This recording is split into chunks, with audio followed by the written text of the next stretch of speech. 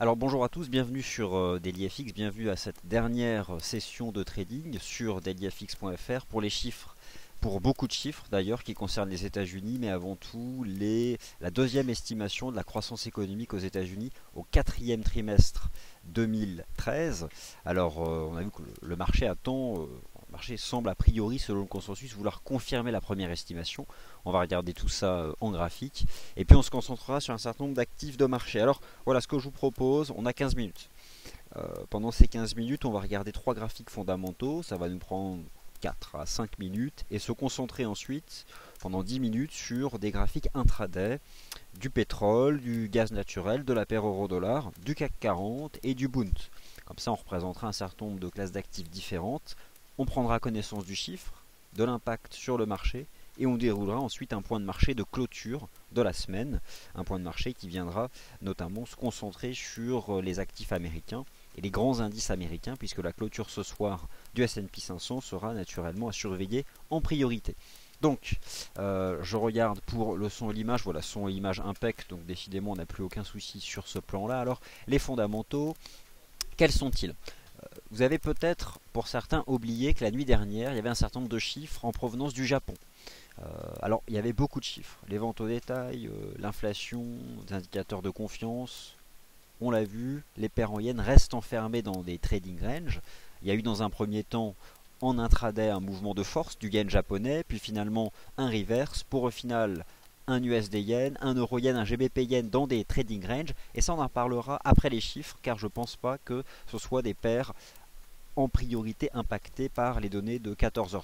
Mais ce que je retiens moi de la nuit dernière, c'est la poursuite de l'évolution favorable des prix au Japon depuis le printemps 2013. Il y a eu une légère décélération de la croissance des prix, mesurée ici par le taux d'inflation. Mais au fond, on est toujours, je dirais, sur la bonne pente, la bonne dynamique pour ce qui est de la reprise économique de la troisième économie mondiale. Et c'est un facteur qui a soutenu le yen à court terme, en tout cas pendant la séance asiatique, avec un mouvement plutôt contraire pour la séance en Europe. Ça, c'était donc le premier graphique d'ordre fondamental. Le second, et c'est celui-ci qui a impacté ce matin très positivement la paire euro-dollar, sachant que d'un point de vue d'analyse technique, nous étions ensemble hier, à la même heure, en salle de trading, nous avions relevé sur la paire euro-dollar en données 4 heures, un point, un bottom intéressant qui se formait sur 1,3650 avec non pas une divergence haussière standard, mais dans l'esprit des indicateurs de momentum qui laissaient supposer que sur 36,50 la paire pouvait reprendre les 1,37, ce qu'elle a naturellement fait, et puis depuis nous avons eu une envolée haussière ce matin. Alors ce matin c'était assez étrange puisqu'on a eu dans un premier temps les chiffres de l'inflation en Espagne, un taux d'inflation en Espagne qui pour le mois de février, donc estimation rapide puisque le mois n'est pas terminé, est ressorti négatif, moins 0,1. Ça on n'a pas beaucoup parlé. Alors là on pouvait imaginer que finalement globalement au sein de la zone euro on aurait une baisse du taux d'inflation. Et puis c'est plutôt le contraire qui s'est produit puisque malgré des chiffres d'évolution des prix plutôt négatifs en Espagne, en Italie, globalement, si on fait la synthèse au sein de la zone euro, et puis bien sûr il y a naturellement l'évolution des prix en France, en Allemagne qui peut avoir un impact, nous avons une courbe qui est plate. Une tendance plate, c'est ce qui sépare finalement la tendance baissière de l'évolution des prix depuis le mois de janvier 2013. Donc le marché est toujours dans l'anticipation, en tout cas là on a une rupture à confirmer. Qu'est-ce que cherchent à faire les opérateurs sur le marché des changes? On sait que la semaine prochaine, on a une réunion de la Banque Centrale Européenne. C'est un scénario dont je parlais ce matin avec Adriane. On se demande si finalement les opérateurs ne cherchent pas à tester la Banque Centrale Européenne, sa motivation à relancer la croissance par une politique monétaire accommodante. Et finalement, en envoyant l'euro-dollar plus haut, c'est envoyer un message à Mario Draghi, puisque ce dernier, de toute façon, a toujours été officiellement favorable à une dépréciation de la paire euro-dollar sur le marché des changes. Mais en tout cas, lorsqu'on s'en tient à l'analyse de cet agrégat, on a une stabilisation du taux d'inflation au sein de la zone euro, le régime de la déflation qui s'éloigne, c'est donc toutes les lectures inscrites ici en dessous de zéro, et mécaniquement cela relance la hausse de la paire euro-dollar, sachant qu'à moyen long terme, bien sûr, c'est le serpent qui se mord la queue, puisqu'un euro fort, c'est derrière une croissance économique qui ralentit et un risque à terme de déflation. Donc jusqu'où peut aller cette paire euro-dollar? Nous on va se concentrer sur le cadre graphique intraday et sur ce qui pourrait se passer cet après-midi avec les chiffres du PIB aux États-Unis. Alors ces chiffres du PIB aux États-Unis, on les connaît déjà.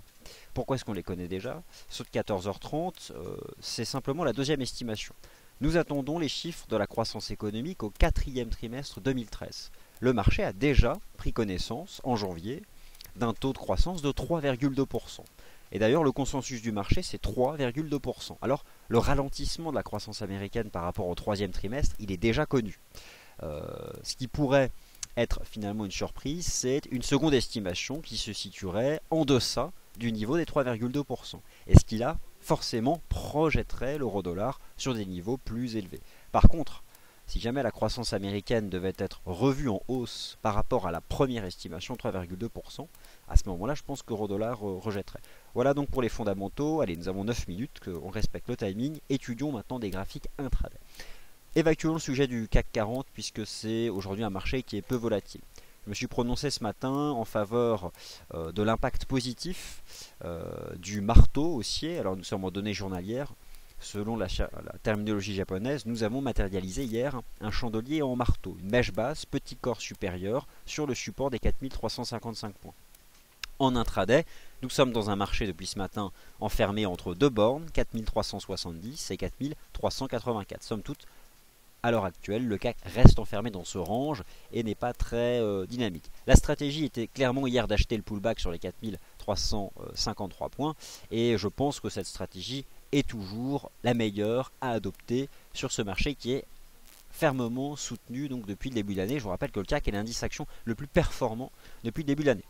Revenons à nos moutons et à ce qui est impacté depuis le début de la séance. Et ensuite, nous parlons de timing, et notamment sur le gaz naturel et le pétrole.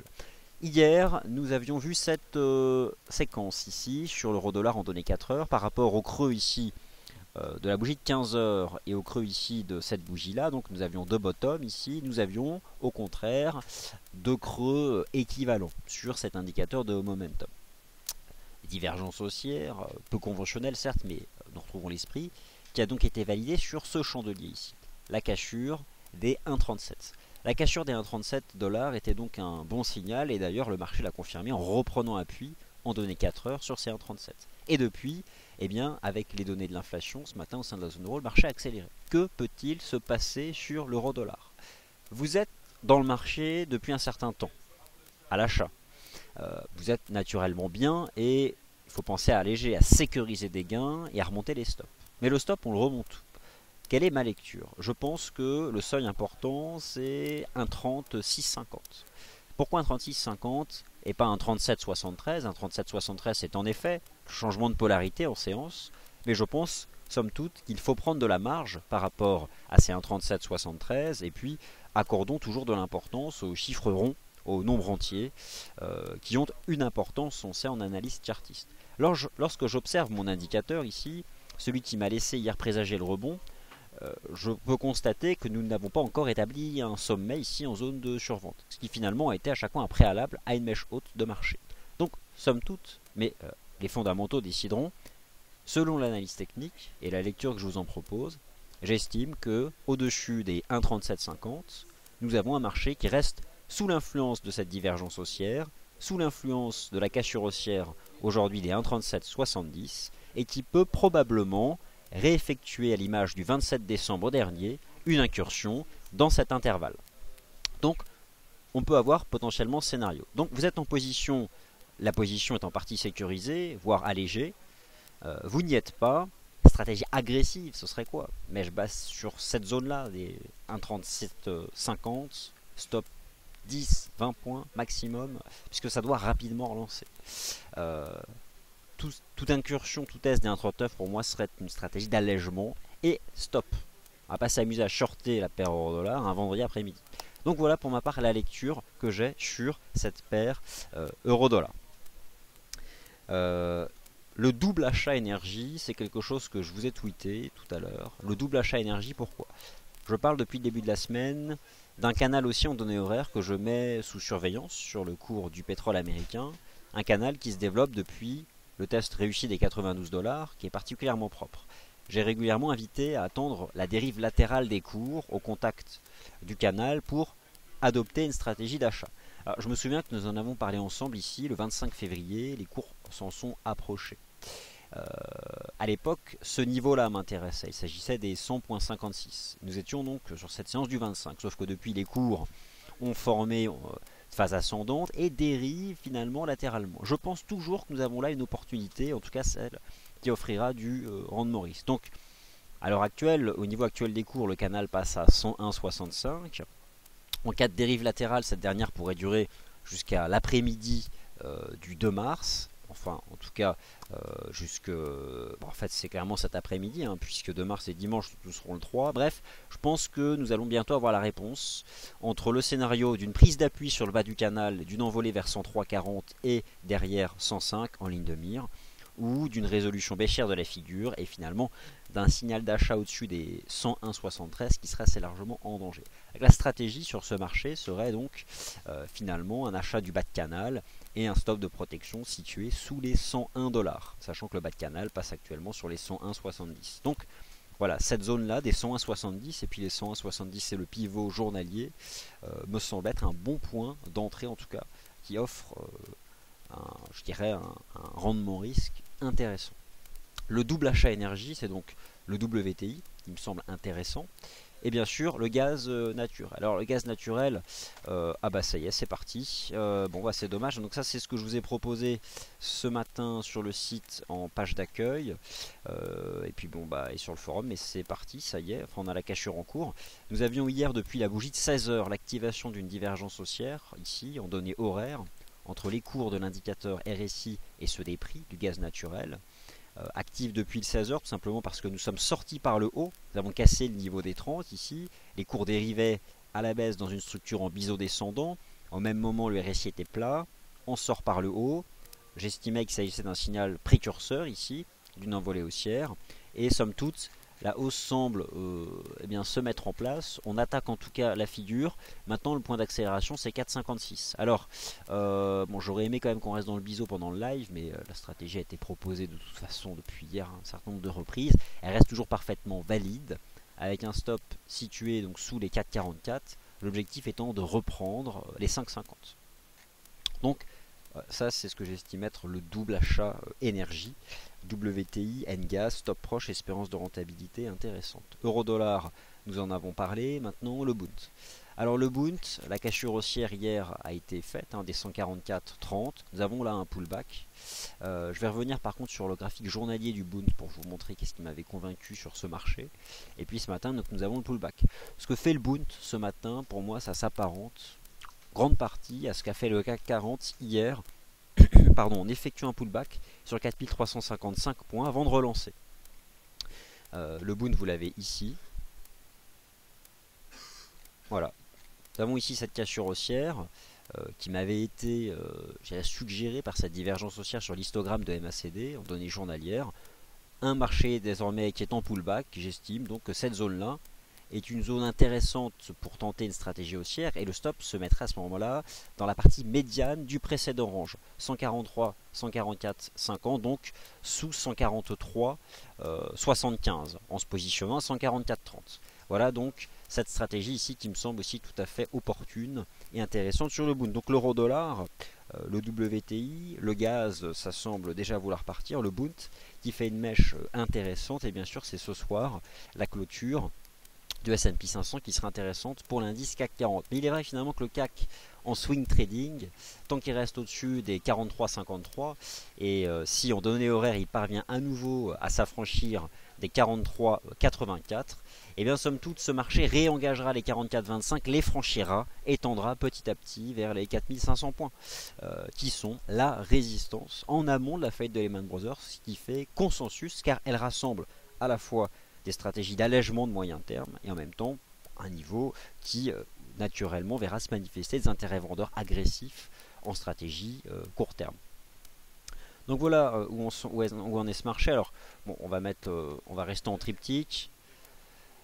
Nous avons 2,4. Alors c'est parti, on prend connaissance des chiffres. Je vais vous les situer tout de suite sur un graphique dès que je les ai. Alors il me faudrait le taux de croissance trimestriel du PIB américain. 2,4, c'est la deuxième estimation. C'est nettement inférieur aux attentes, dis donc, nettement inférieur aux attentes. C'est favorable naturellement aux devises européennes face au dollar américain. Alors je vais vous le remontrer tout de suite ce graphique. Nous avions en première estimation un chiffre de 3,2%.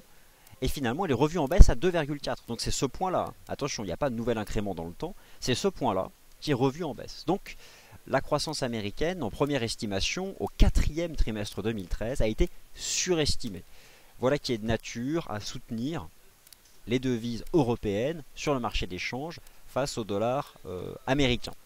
Voilà qui est de nature à soutenir naturellement les énergies, en particulier le pétrole, qui semble donc effectivement former un creux intraday sur 102,8. La stratégie, finalement, pour ma part, elle est toujours d'acheter ce marché avec un stop sous les 101,50 pour viser 103,50 et puis à terme 105. Je vais jeter un œil au gaz, mais qui clairement sort ou tente de sortir par l'eau de cette structure ici en biseau. Ici, je vous invite vraiment à surveiller quelque chose d'intéressant. Nous sommes en données horaires. Nous avons hier un pré-signal sur le chandelier de 16h, 16h heure de Paris, qui a activé ma divergence haussière, alors que nous étions en pleine construction du biseau. Là, sur le chandelier horaire actuel, il est 14h32, il sera actif dans 28 minutes. Nous aurons potentiellement une cassure du niveau des 50. Et l'ultime confirmation. Autant ici la divergence haussière a permis d'anticiper la résolution haussière du biseau, autant si nous avons sur l'indicateur à 15h une cassure du niveau des 50, vous aurez je pense un signal précurseur de cassure haussière des 4,56. Donc je pense que les choses, selon l'analyse technique, se présentent très bien sur ce marché du gaz naturel. Alors les indices font preuve de leur résilience haussière puisqu'il n'y a pas de décrochage de ce marché, donc on va se concentrer sur les paires de devises. Et on va passer donc tout d'abord sur la paire euro-dollar. Alors la paire euro-dollar qui là aussi continue de bien évoluer. Naturellement la volatilité là dans le sillage du chiffre n'est pas suffisante pour offrir une stratégie de positionnement. J'ai presque envie de dire vous êtes dans ce marché comme cela a pu vous être recommandé à plusieurs reprises. Vous êtes bien, vous allégez, prenez des gains. Vous ne pouvez pas, si vous voulez, terminer la semaine en ayant des stratégies haussières sans avoir un accroissement du capital lié à ce trade, c'est pas possible. Et le solde, pour ma part, mérite d'avoir un stop à 0, voire en gain. Pour ma part, le stop peut être relevé sous un 37,50, un 37,45, et puis laisser le marché aller, laisser le marché réaliser un scénario à la 27 décembre, c'est-à-dire scénario de mèche au-dessus des 1,38,93. Nous avons établi ici un top marginal intraday qui se situe au contact des cours de clôture ici de cette séance-là. Nous étions à 1,38,19. 1,38,19 peut faire résistance au cours. Donc, en clair, il faut prendre des bénéfices, c'est un premier objectif. Stop à 1,37,45 sur le solde, objectif 1,38,93, ou sinon vous serez sorti à 1,37,45 sur le solde, et dans tous les cas, la stratégie est gagnante, en tout cas aura rapporté quelque chose d'intéressant en termes de capital. Donc on va passer sur d'autres paires de devises, voir tout de suite ce qu'il se passe, puisqu'il y a quelque chose de calme sur le marché des actions. Là, peut-être que nous sommes dans l'attente de l'ouverture effective de la séance américaine. Il est actuellement 8h34 sur la côte Est aux États-Unis, mais les salles de marché commencent déjà à se charger. Alors, j'ai envie d'avoir un œil sur d'autres paires de devises, notamment donc l'USD Yen. Et écoutez, ce n'est pas aujourd'hui que vous aurez des opportunités de trading sur les paires en Yen. Alors, les paires en Yen, je vous ai proposé un papier ce matin qui tente, tant bien que mal, de résumer la situation. Les paires en Yen, c'est compliqué.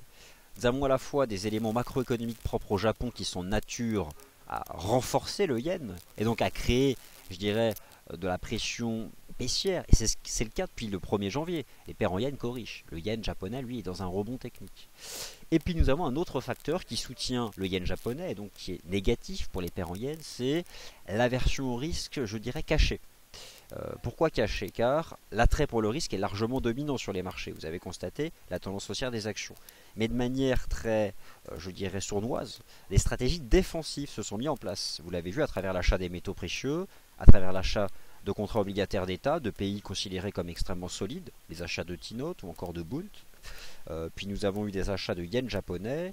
Vous l'avez vu encore hier avec la rupture de support, en tout cas la force du CHF. Puis on en reparlera de l'euro CHF, et régulièrement des stratégies d'achat de volatilité qui se mettent en place, mais toujours bien contenues dans un range sur le VIX compris entre 12 et 23. Et donc, les paires en yen, on va devoir faire confiance à l'analyse technique. Et donc, faire confiance au range en place depuis le fin janvier. Des trading ranges en place depuis un mois. Dites-vous bien que de part et d'autre des bornes, il y a des ordres stop. Et donc, mécaniquement, des décalages. Et j'ai presque envie de dire qu'il va falloir faire confiance soit aux ordres stop, soit à votre conviction. Voilà ma lecture en termes de trading des paires en yens. Je vous la propose là sur l'USD Yen, elle est à reproduire sur GBP Yen et Euro Yen, sachant que vous avez des bornes identifiables très nettes. Je vous les donne de tête, 138,60, 141 Euro Yen, 169,10, 170,70 GBP Yen, 101,40, 103 USD Yen. La stratégie c'est quoi? Vous avez une conviction haussière, vous achetez le support des 101,40, stop ici sous les 100.80, target 105. Vous avez une conviction baissière, vous vendez 103, stop une trentaine de points, objectif 100. Vous n'avez pas de conviction, vous souhaitez dans ces cas-là agir sur ordre à seuil de déclenchement, les achats stop sur la plateforme. Et dans ces cas-là, un achat stop au-dessus des 103 ou une vente stop ici sous les 101.40 permettrait d'être en position dans ce que sera la future tendance sur ce marché. Mais dites-vous bien que ce n'est pas aujourd'hui une séance propice à des phases de tendance sur les paires en yens. Et d'ailleurs, ce range peut se poursuivre. C'est-à-dire que, je n'ai pas évoqué cette stratégie, mais finalement, lorsqu'on est dans des marchés de range, acheter en bas, vendre en haut, c'est aussi une bonne chose. Et ils sont suffisamment larges, hein, en moyenne, on a vu de 150 points, pour être mis à contribution. Donc ça, c'est le message que je tenais à vous donner sur les paires en yens, qui peut-être pas celui que vous attendez, mais c'est en tout cas ce que moi, actuellement, me suggère le marché. L'AUD-USD. L'AUD-USD, bon, on a fait hier une mèche, en effet, former un support ici sur ce niveau des 89,05.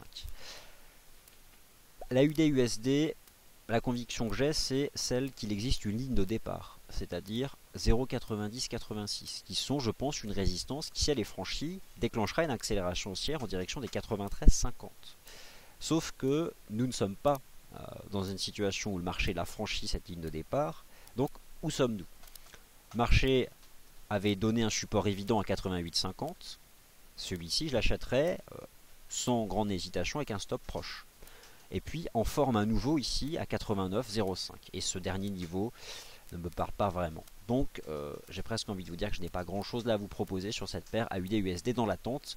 Ce n'est pas là une semaine dédiée au dollar australien. Par contre, la semaine prochaine, vous avez mardi, je crois, une décision de la Banque centrale d'Australie. La semaine prochaine pourrait être concentré sur l'AUD en termes de trading. Donc on aura le temps d'en reparler. L'USD CAD. L'USD CAD commence ici pour ce qui est de l'intraday à créer des ranges et à développer des ranges dans le range. On va s'expliquer. Vous avez un range dominant qui est celui que le marché construit entre 1,0916 et 1,1217. Et puis vous avez un trading range à plus court terme que le marché construit entre 1,1052 et la partie haute, je dirais, de ce chandelier, ici du 21 février d'ailleurs. C'était suite aux données du marché du travail au Canada, à 1,12. Alors qu'est-ce qu'on peut faire à l'intérieur de ça? Je dirais pas grand-chose, si ce n'est que pour ma part, j'estime toujours que si nous sommes sortis par le haut d'un biseau, les cours ont retracé 50% et somme toute, je porterai acheteur avec un stop proche d'un retour sur 1,1052. En tout cas, s'il y a un niveau à retenir, je pense que c'est 1,1052 qui a déjà montré sa force. C'est un ratio de retracement. C'est la moitié de cette jambe d'impulsion qui a permis au cours de s'extraire par le haut ici du biseau descendant. Donc je serai acheteur des 1,1052 si le marché y va la semaine prochaine. AUD-USD, USD-Yen, Euro-Dollar reste dans les grandes paires de devises le câble.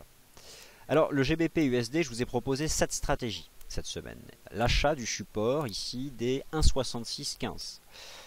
Le principe était de jouer le range 1,6615, 1,6725. Le range a été clairement mis à contribution puisqu'il a fonctionné et reste un élément technique cadre pour les cours. Et ce depuis maintenant une dizaine de séances. Le chandelier du jour, et nous n'avons pas clôturé, témoigne de la force de la partie haute de ce range. Et pour l'instant, si nous basculons en cours de clôture, nous sommes dans la partie haute. Donc, oublions un peu la volatilité du jour pour constater que, au niveau actuel des cours, GBP-USD bel et bien sous résistance. Ma lecture est donc celle d'un range 1,6615 et ici 1,6725. Si je repasse en chandelier japonais, j'ai naturellement la preuve que le marché travaille ce niveau, que de l'intérêt vendeur s'est matérialisé ici, et qu'en clair, que toute clôture favorable, à savoir au-dessus des 67,25, permettrait de dire que les acheteurs ont pris dessus, et que finalement le marché ira chercher un 66,22. Nous avons ici en fait, avec les 1,6725, la traduction de ce qu'est sur la paire euro-dollar, les 1,38,20 $. en clair. Nous avons une clôture, allez 4 heures, au-dessus de ces 1,6725. Je pense que le marché ira rechercher les 1,66, 1,6822. Nous échouons aujourd'hui à franchir ce soir les 1,6725. Attendez-vous un début de semaine de retour ici vers les 1,6615 et la préservation de ce trading range. Alors, on va repasser sur l'horizon de temps intraday pour voir ce que font justement donc les marchés évoqués au préalable et les 5 marchés auxquels je souhaitais donc sur lesquels je souhaitais me concentrer en priorité: euro-dollar, WTI, gaz naturel, Bund et CAC 40. Il va falloir être honnête à un moment ou à un autre par rapport à ce qui a été proposé, donc restons-le. Le Bund, nous sommes toujours dans une situation de retour ici sur ce support des 144,30. C'est un niveau sur lequel vous pouvez déclencher des stratégies en ayant un stop de protection sous la partie médiane du précédent range, soit sous 143,70. Donc c'est toujours une stratégie fiable, sachant que l'achat du boot vous est recommandé depuis de nombreuses semaines. Mais là nous avons, en termes de rendement risque, toujours cette possibilité de prendre une position. Le WTI reste bel et bien bientôt pile poil au contact de la partie basse de son canal haussier. Nous sommes d'ailleurs proches de la situation qui s'était développée sur ce marché entre le 30 janvier et ici le 7 février. Une dérive latérale avant que, au point près, eh bien ici la partie basse d'un canal relance la hausse.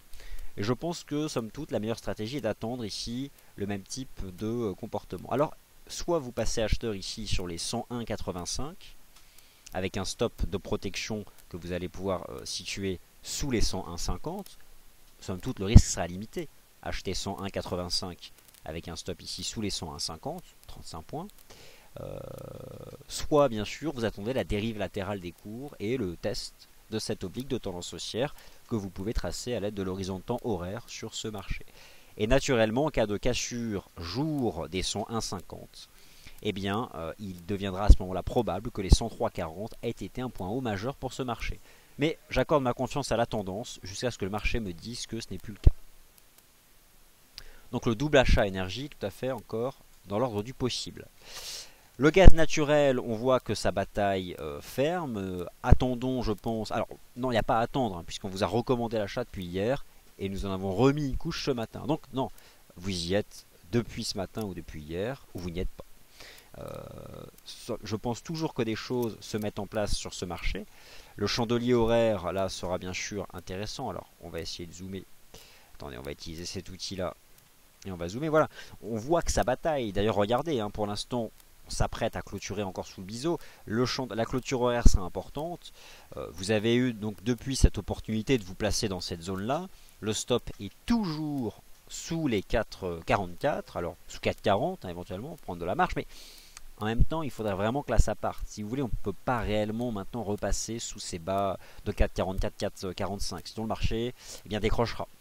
Nous avons ici un pré-signal intéressant qui permettait de se positionner. Sur cette bougie ici, nous étions là. Lorsque la div a été activée, nous étions ici. À ce moment-là, la divergence haussière a été active ici sur les 4,51. Et puis nous avons eu ici un retravail, un chandelier horaire, ici un doji, qui témoigne que ici, dans cette zone-là, celle qui est donc comprise entre 4,48 et 4,44, se manifeste de l'intérêt acheteur. Et depuis, ça tente donc de s'extraire par le haut. Le signal d'accélération sera une clôture horaire au-dessus des 4,56. Donc vous y êtes probablement soit déjà, soit vous n'accordez pas confiance à ces arguments-là et vous n'y êtes pas. En tout cas, la clôture de 16 heures, je la surveille avec intention car une clôture au-dessus du niveau des 50 ici sur le RSI horaire sera pour ma part quelque chose d'intéressant. Et puis, surveillez votre chart horaire, votre RSI horaire, vous remarquerez que vous avez ici 3 tops situés à peu près au même niveau, aux alentours du niveau de 85 pour cet indicateur de momentum. Et somme toute, je pense que nous pouvons viser un retour de l'indicateur sur ces niveaux-là pour alléger l'achat qui aurait pu être ouvert hier dans l'après-midi ou ce matin avec, encore une fois, un stop proche. Alors les ECAD, nous l'avons évoqué, on va jeter un œil dessus encore. Est-ce qu'il y a quelque chose de particulier? Moi, je serais acheteur d'un retour sur les indices 50. Alors, le S&P 500. Le S&P 500, hier, je me suis exprimé dans un certain sens sur ce marché en expliquant qu'il s'agissait tout marché confondu, du seuil technique à surveiller, les 1851 points. Le marché confirme que ce seuil est le seuil technique de la semaine. Nous avons sur l'indice S&P 500 depuis le 11 février un canal haussier. D'ailleurs, de nombreux indices offrent ce type de configuration. Vous verrez que nous avons quelque chose de similaire ici sur ces marchés-là, mais concentrons-nous sur S&P 500. Nous avons donc ce canal, alors en données horaires, je vous rappelle qu'ici les 1851 points sont le précédent sommet historique, car au fond il a été hier franchi, mais de manière marginale. C'est un sommet de moyen terme qui a été établi mi-janvier. Le marché tente donc de s'en affranchir de manière significative. Hier, quelque chose me plaît. Nous avons le rebond dans la partie basse du canal horaire du S&P 500, un mât haussier. Les cours s'affranchissent des 1851 points, et cette fois-ci ne rejettent pas. Nous avions ici en données horaires une oblique de résistance qui a aussi été franchie par les cours. Et d'une certaine façon, sur le SP500, après ce mât haussier, nous avons quelque chose là qui s'apparente à une formation en drapeau. Drapeau, biseau, je ne sais pas encore exactement ce que ça va donner. Mais quelque chose... Mince, bon, c'est parti, je vais la retracer. Même si elle n'est pas hyper propre. Une phase au fond de pause avant reprise de la hausse. Alors est-ce que nous avons... Voilà, nous avons je pense quelque chose de cette nature-là ici. Un mât haussier, un drapeau. En clair, l'indice S&P 500, pour ma part, tant que le marché reste au-dessus ici de l'oblique de tendance haussière en place depuis le 11 février, j'ai un avis bullish sur ce marché. Et finalement, au-dessus de ce canal, je n'hésiterai pas à dire que nous avons de fortes chances la semaine prochaine de revoir les 1865 points, qui sont un objectif de cours déterminé par les ratios d'extension de Fibonacci. Alors, restons factuels, travaillons le mouvement intraday en proportion. Quelle pourrait être, si jamais vous négociez ce marché-là, la stratégie? Un mât haussier. Ok? On va d'abord appliquer un ratio de retracement à ce mât. Et considérer que la phase est verticale et qu'en théorie, dans des mouvements forts comme ça, si retracement il doit y avoir, il doit être de faible amplitude. Retenons donc le 38.2. Le 38.2, 1848 points, correspondant d'ailleurs à ce seuil chartiste intraday, pourrait être le stop de protection d'une stratégie d'achat. Maintenant, travaillons en objectif de cours. Là, nous avons déterminé le risque. On prend les ratios, mais cette fois-ci en extension. La jambe de hausse, le point bas de la consolidation. Et allons voir. Projetons-nous. Ah, 1865 points. Incroyable. 1865 points. Un ratio d'extension de Fibonacci. Donc, si stratégie il devait y avoir sur SP500, pour ma part, le niveau actuel des cours, le stop sous 1848, la target à 1865 points, c'est cadré, c'est chartiste, c'est bossé avec vos ratios, c'est propre. Voilà pour ma part ce que je peux vous proposer sur l'indice S&P 500. Alors on va revenir sur le CAC. Alors pourrais-tu détailler le marteau que tu as identifié et pourquoi ce n'est pas en pendu? Ok, alors là, on va faire un peu de jargon en chandelier japonais. On va repasser sur l'horizon de temps journalier.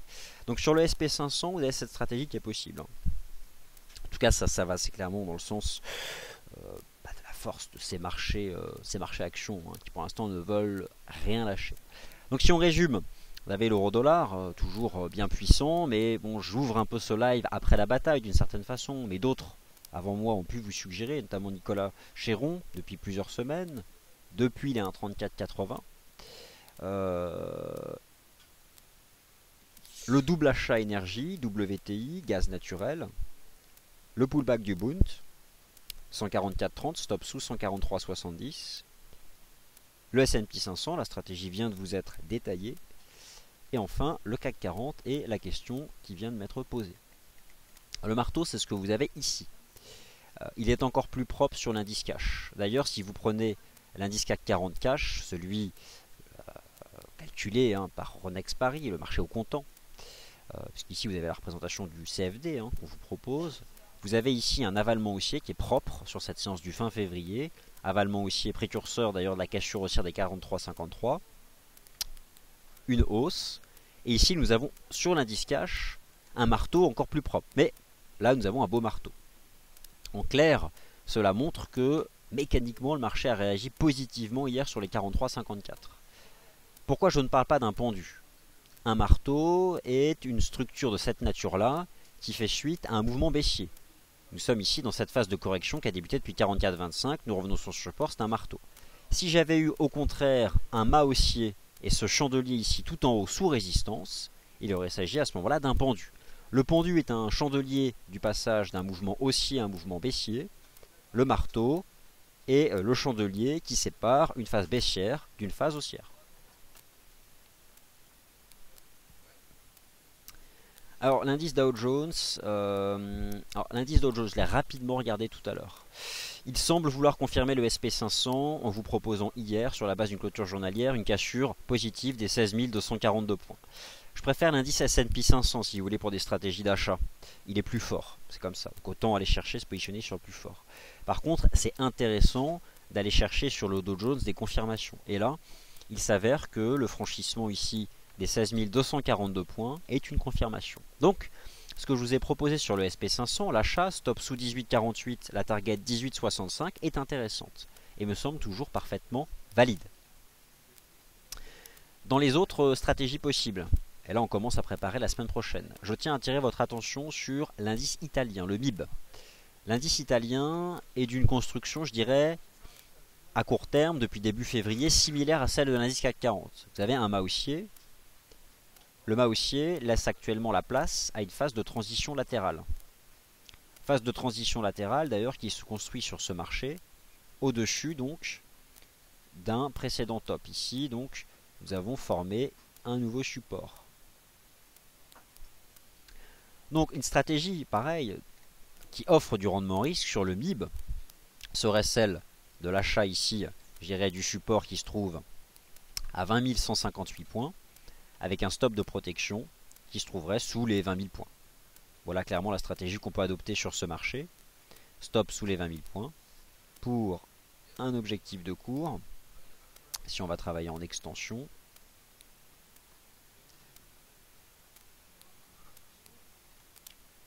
première cible qui pourrait se situer sur les 21 232 points. Voilà, donc on peut avoir ce type d'anticipation sur le MIB. Un mât. Là, c'est pas un drapeau, c'est pas un flag, c'est pas un fanion, c'est un rectangle. Bon, c'est une des figures de pause possibles avant relance. Sous 20 000 points, c'est terminé, bien sûr. C'est au même titre que sous 4 300 points et sous la moyenne mobile à 20 jours, c'est terminé pour le CAC 40. Mais nous sommes pour l'instant pas là. La clôture ce soir du S&P 500 sera importante.